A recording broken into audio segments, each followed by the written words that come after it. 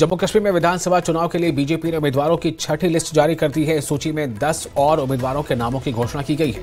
करनाल से मोहम्मद इदरीस, हंदवाड़ा से गुलाम मोहम्मद मीर, सोनावारी से अब्दुल रशीद खान, बांदीपोरा से नसीर अहमद लोन, ग्रेच से फकीर मोहम्मद खान, उधमपुर पूर्व से RS पठानिया, कठुआ से डॉक्टर भरत भूषण, बिश्नाथ से राजीव भगत, सुरेंद्र से बाहू भगत को विक्रम रंधावा मध्य से टिकट दिया गया है।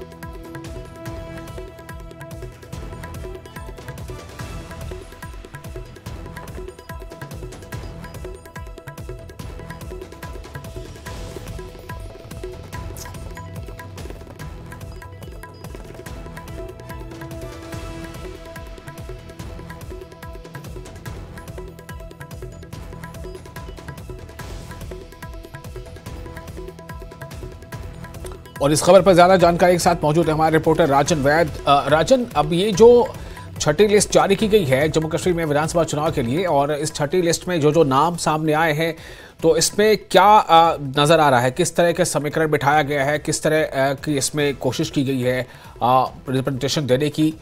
राजन, आज देखिए विशाल, इसमें जिस तरह से दलित जो OBC समाज के लोग हैं, SC समाज के लोग हैं, उनको भी इसमें तरजीह दी गई है। उसके साथ साथ जो खास जिसमें कड़ा मुकाबला जो है होना है बीजेपी का जम्मू में, वो जम्मू की बाहू सीट है और जिसपे कविंदर गुप्ता पहले यहाँ विधायक रह चुके हैं। लेकिन इस दफा कविंदर गुप्ता को, जो कि फॉर्मर डिप्टी CM भी हैं, उनको टिकट नहीं दिया गया है पार्टी की तरफ से। और इस दफा विक्रम रंधावा, जो कि MLC रह चुके हैं, उनको ये मौका दिया गया है। तो अपने आप में जिस तरह से हमने देखा कि पहले जो लिस्ट आई थी उसमें भी farmer deputy CM doctor Nirmal Singh का नाम नहीं था, तो ये भी चौंकाने वाली लिस्ट है। और इसमें बीजेपी ने कई नए लोगों को जो है वो मौका दिया है, चाहे हम बिश्नाह की बात करें, चाहे हम कठुआ की बात करें। तो ऐसे जो लोगों को वो जो है टिकट दिया है, जिन्होंने ग्राउंड लेवल पे काम किया है, पार्टी को मजबूत किया है। तो इससे साफ हो जाता है कि अब पार्टी बड़े चेहरों पे दाव ना लगा के उन लोगों पे दाव लगाना चाहती है जो कि बीजेपी का अपना सर्वे, एक RSS का सर्वे जो बताया गया है, उसके मुताबिक जो है ये इन लोगों की पैठ अच्छी है अपने लोगों में, इसीलिए इन लोगों को मौका दिया गया। लेकिन इससे जाहिर सी बात है, कहीं ना कहीं पार्टी में भी पिछले दिनों से काफी जो है कलह मचा हुआ था, क्योंकि कई सीटें ऐसी थी जिसपे कि कई कैंडिडेट्स थे वहां। लेकिन अब ये साफ हो चुका है कि किन पे पार्टी ने अपना दाव खेला है। अभी मैं जहां मौजूद हूं, ये बीजेपी के जो किश्तवाड़ के कैंडिडेट्स हैं, शगुन और सुनील शर्मा। हालांकि सुनील शर्मा तो पहले भी विधायक रह चुके हैं, लेकिन शगुन जैसे नए लोग, नए चेहरे, एकलौती एक महिला कैंडिडेट जो है बीजेपी ने उन पे दाव खेला है। तो ऐसे में बीजेपी ने बहुत ही ऑर्थोडॉक्स तरीके के साथ, जो कि अपनी लीग से हट के, जिस तरह से पहले ये अंदेशा होता था कि अगर किसी को टिकट मिला है तो वापस उसी को ही टिकट मिलेगा अगर वो जीत के आया है, तो ऐसा इस दफा देखने में नहीं आया है। इस दफा तमाम उन कैंडिडेट्स को भी मौका दिया गया है जो पहले पार्टी के एज ए वर्कर काम कर चुके हैं। चाहे हम जम्मू वेस्ट में बात करें, जहां पे कई नए चेहरे जो हैं वो पार्टी ने सामने लाए हैं।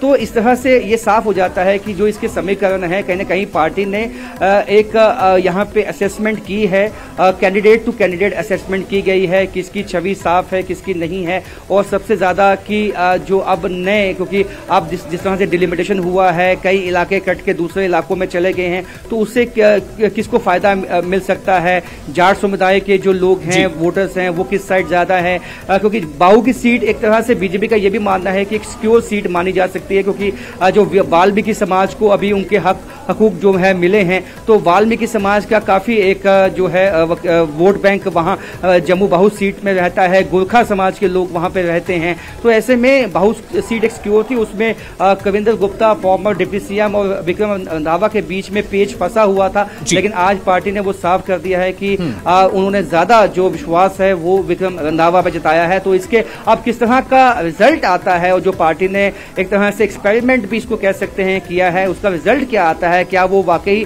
पॉजिटिव आता है, तो ये देखना होगा। क्योंकि पार्टी का यही कहना है कि जो बीजेपी की तरफ से एक सर्वे करवाया गया और संघ की तरफ से भी एक सर्वे रिपोर्ट जो है वो आती है बीजेपी के पास, उसके तहत ही इन लोगों का जो नाम का चयन है वो किया गया है। जी तो जब ये पहली लिस्ट जब आई थी राजन, उसके बाद ये हुआ था कि पहली लिस्ट जो पहली बार आई थी जिसमें तीनों चरण से जो है वो लिस्ट शामिल थे, उसके बाद उसे वापस ले लिया गया था। तब भी ये नाम काफ़ी चर्चा में था कि डॉक्टर कविंदर गुप्ता का नाम उसमें नहीं है, निर्मल सिंह का नाम नहीं है, पठानिया का भी नाम नहीं था, आर.एस. पठानिया का नाम नहीं है। लेकिन अभी जो छठी लिस्ट है इसमें आर.एस. पठानिया का नाम शामिल है। तो क्या ये माना जाए कि वो जो लिस्ट शायद इंटेंशनली नहीं लाई गई थी या अनइंटेंशनली रिलीज हो गई थी, तो क्या उसमें और अब जो छठी लिस्ट आई उसमें कुछ फर्क ज़्यादा नहीं है?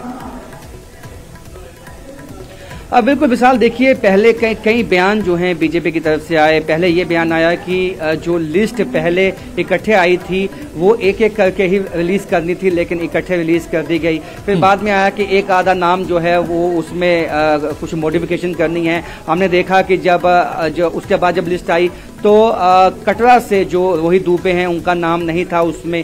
तो इस तरह से नाम भी कुछ छांटे गए। और अब जिस तरह से कविंदर गुप्ता का एक तरह से क्यास, और पिछले दिनों में कहीं ना कहीं ये बातें निकल के भी आई थी सूत्रों के हवाले से कि शायद कविंदर गुप्ता को बाहू की जो टिकट है वो दे दी जाए। लेकिन आज वाकई ही कविंदर गुप्ता के लिए चुकाने वाला एक डिसीजन होगा। और क्योंकि आज विक्रम रंधावा जो कि बहुत जोशीले भी हैं और पहले एमएलसी रहते हुए भी उन्होंने काफ़ी ग्राउंड पे काम किया है, बीजेपी के साथ काफ़ी लंबे वक्त से वो जुड़े हुए हैं, तो उन पर विश्वास जताया है। तो ऐसे बड़े नामों की उपेक्षा में अब जो नए नाम हैं और जो नए लोग हैं उनको भी मौका बीजेपी की तरफ से दिया गया है। आर.एस. पठानिया हालांकि रामनगर से ये विधायक रहे हैं, लेकिन इस दफा उम्मीद नहीं थी, हालांकि जो जिस तरह की चर्चाएं थी कि उनको टिकट मिलेगा उधमपुर ईस्ट से, और वहां पे पवन खजूरिया के नाम की चर्चा थी। लेकिन वापस जब अब लिस्ट आई है तो अब साफ हो चुका है कि आर.एस. पठानिया पे ही विश्वास जताया गया है, क्योंकि पार्टी के स्पोक्स पर्सन भी हैं, पार्टी की नफ्स को भी